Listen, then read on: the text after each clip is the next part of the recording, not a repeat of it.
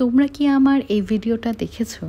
যদি দেখে থাকো তাহলে বলো তো আমি কোন জায়গায় গিয়েছিলাম? আমি গিয়েছিলাম আলোকিতে, যেখানে চলছিল বিডি অ্যাপস ইনোভেশন সামিট 2025। এইখানে এন্ট্রি করার পরই আমার হাতে একটা ব্যাচ পরিয়ে দেয়। তারপর আমি একটু ঘুরে ঘুরে দেখছিলাম যে কোথায় ছবি তোলা যায়। তো এই সুন্দর বড় ব্যানারটা আমার ভালোই লেগেছিল, তো একটুখানি ছবি তুলছিলাম। এরপর আসলে আলোকিতে আমি আগেও গিয়েছি, সো এরকম এক্সপ্লোর করার মতো কিছু ছিল না। সো আমি একদম ভেন্যুতে চলে যাই ডিরেক্ট। ওখানে অলরেডি প্রোগ্রাম চলছিল।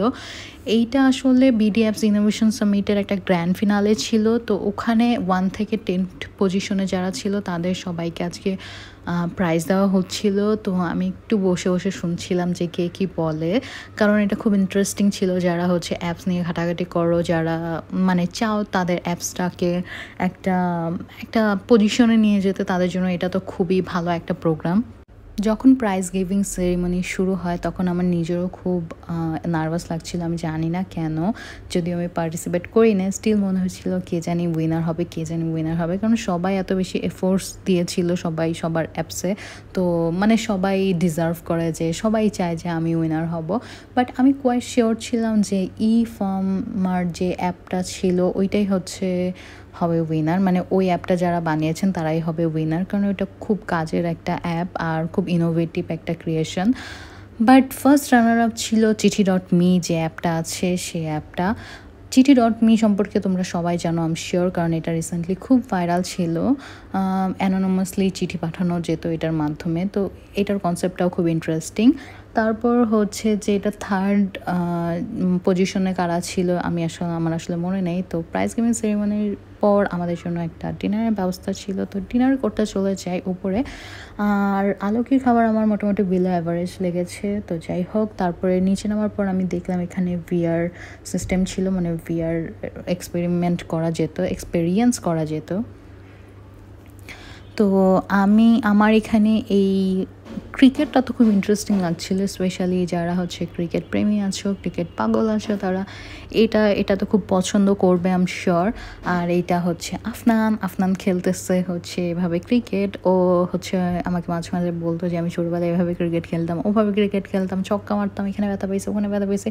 তো ওর খেলাটা দেখে আমার তো মজাই লাগছিল, ওর নিশ্চয়ই আরও বেশি মজা লাগছিল। তো আমি ট্রাই করেছিলাম এই যে এইটা যে অপারেশন যে করে এই ভিআর এক্সপেরিয়েন্সটা, আমি এক্সপেরিমেন্ট আর এক্সপিরিয়েন্সে অনেক বেশি গুলাই যাই, আম সরি।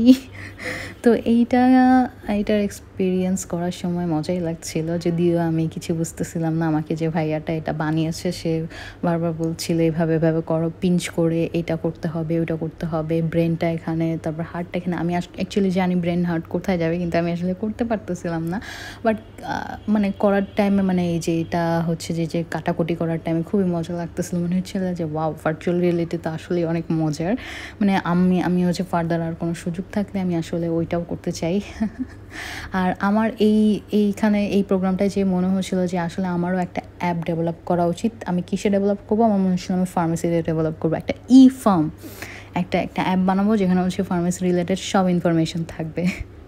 তারপর এখানে আফটার পার্টি একটা ডিজে প্রোগ্রাম ছিল, যদি এখানে ছিলাম না বেশিক্ষণ, রাত হয়ে যাচ্ছিল, এই প্রোগ্রামটা শেষ হতে প্রায় রাত 10টা বেজে যাচ্ছিলো। তো বের হতো, তো কিছুক্ষণ এখানে থেকে আমি বের হয়ে গেলাম বাসার জন্য।